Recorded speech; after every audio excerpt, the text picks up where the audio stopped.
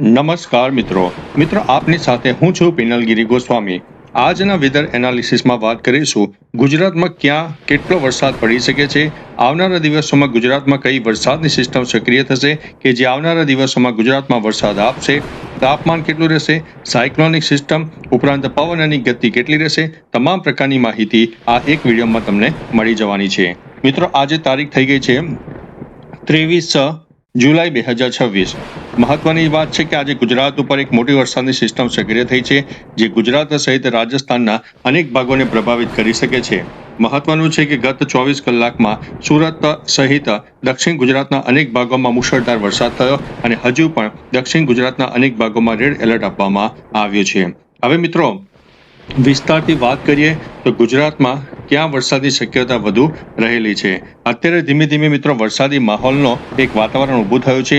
કચ્છના થોડાક જિલ્લામાં વરસાદ થોડો ઓછો રહેશે, બાકી દક્ષિણ ગુજરાત હોય, સૌરાષ્ટ્ર હોય, મધ્ય ગુજરાત અને ઉત્તર ગુજરાતના અનેક ભાગોમાં વરસાદની હેલી આપણને જોવા મળનારી છે।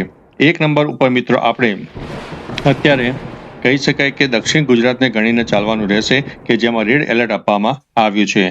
હવે મિત્રો સિસ્ટમની વાત કરીએ તો ઈસ્ટ વેસ્ટ સુપર ઝોન સક્રિય થયું છે, સુપર વેસ્ટ ઝોન સક્રિય થયું છે।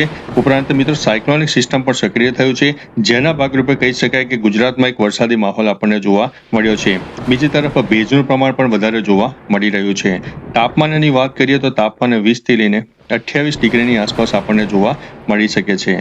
હવે વાત કરીએ તો ગુજરાતમાં ક્યાં કેટલી વરસાદની શક્યતા છે અને પવનનું પ્રમાણ કેટલું રહેશે। પવનનું પ્રમાણ મિત્રો 45 થી લઈને 65 કિલોમીટર પ્રતિ કલાકની ઝડપે પવન ફૂંકાઈ શકે છે। હવે વાત કરીએ તો વરસાદની અગત્યની આગાહી દક્ષિણ ગુજરાતમાં ખાસ કરીને મિત્રો સુરત, વલસાડ, નવસારી, ડાંગ, તાપી અને ભરૂચના અનેક વિસ્તારમાં ભારે અતિ ભારે વરસાદની સંભાવના છે, જેમાં 4 ઇંચથી લઈને 8 ઇંચ કરતાં પણ વધારે વરસાદ થઈ શકે છે।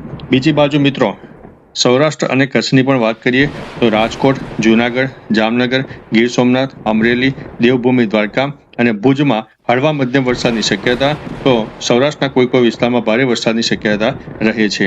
મધ્ય ગુજરાતની મિત્રો ખાસ વાત કરી દઈએ તો મધ્ય ગુજરાતમાં અમદાવાદ, વડોદરા, આણંદ, ખેડા, પંચમહાલના અનેક વિસ્તારમાં છૂટોછવાયો વરસાદ, તો ક્યાંક 1 ઇંચથી લઈને 4 ઇંચ સુધીના પણ વરસાદ થઈ શકે છે। એટલે આપણને એક મિક્સ બોન્ડિંગ આપણને જોવા મળશે, કોઈ વિસ્તારમાં હળવો તો કોઈ વિસ્તારમાં હળવાથી થોડો ભારે વરસાદ થઈ શકે છે। ઉત્તર ગુજરાતની પણ વાત કરી દઈએ તો મિત્રો મહેસાણા હોય, બનાસકાંઠા, પાટણ, સાબરકાંઠા અને અરવલ્લીના મોટા ભાગના વિસ્તારમાં હળવો મધ્યમ વરસાદ અને કોઈ સિસ્ટમ સક્રિય વધુ થાય તો જે તે વિસ્તારોમાં થોડો વધુ વરસાદ થઈ શકે છે। એટલે ઓવરઓલ સાર્વત્રિક વરસાદનો માહોલ આપણને જોવા મળનારો છે। હવે મિત્રો એક વેધર ચાર્ટના આધારે તમને સમજાવવાનો પ્રયત્ન કરીશું। અત્યારે મિત્રો ખાસ કરીને કહી શકાય કે અરબી સમુદ્રના ભેજવાળા પવનો ગુજરાતને જોરદાર મળી રહ્યા છે અને એક લો ક્લાઉડ ફોર્મેશન ખાસ કરીને સર્જાયું છે, જે મહત્વની વાત છે।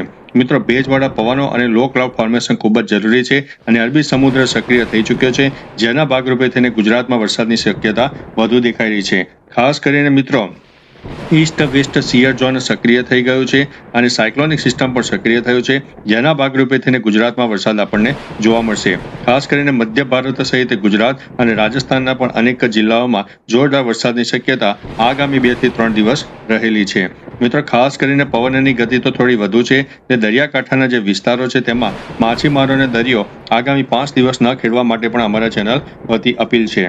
હવે મિત્રો તારીખ પ્રમાણે તમને જણાવીએ તો આજે દક્ષિણ ગુજરાતને 1 નંબર ઉપર ગણીને ચાલવું, મધ્ય ગુજરાતને 2 નંબર ઉપર ગણીને ચાલવું, સૌરાષ્ટ્રને 3 નંબર, ઉત્તર ગુજરાતને 4 નંબર અને કચ્છને 5 નંબર ઉપર ગણીને ચાલવું, જેમાં વરસાદની તીવ્રતામાં આપણને આ રીતે સુધારા વધારા જોવા મળી શકે છે। હવે તમને એક સ્ક્રોલિંગ ડાઉનના માધ્યમથી તારીખ પ્રમાણે સમજાવવાનો પ્રયત્ન કરીશું। અત્યારે તમને પ્રથમ 23 તારીખની આગાહી બતાવી દીધી। આગામી તારીખ 24 તારીખે કેવો માહોલ રહેશે। 24 તારીખે મધ્ય ગુજરાતમાં ખાસ કરીને અનેક ભાગોમાં અતિભારે વરસાદ થાય, પંચમહાલ, મહીસાગર, દાહોદમાં ભારેથી અતિભારે વરસાદની સંભાવના રહે છે। ઉત્તર ગુજરાતના પણ મહેસાણા, સાબરકાંઠા, બનાસકાંઠાના પણ અનેક ભાગોમાં ભારેથી અતિભારે વરસાદની સંભાવના છે, જેમાં 4 ઇંચથી લઈને 8 ઇંચ સુધીના વરસાદ કોઈ વિસ્તારમાં થઈ શકે છે। ત્યારબાદ મિત્રો 25 તારીખે પણ ઉત્તર ગુજરાત સૌથી વધારે એક્ટિવ રહેશે, મધ્ય ગુજરાત પણ એક્ટિવ રહેશે, રાજસ્થાનના પણ અનેક ભાગોમાં જોરદાર વરસાદની શક્યતા દેખાઈ રહી છે.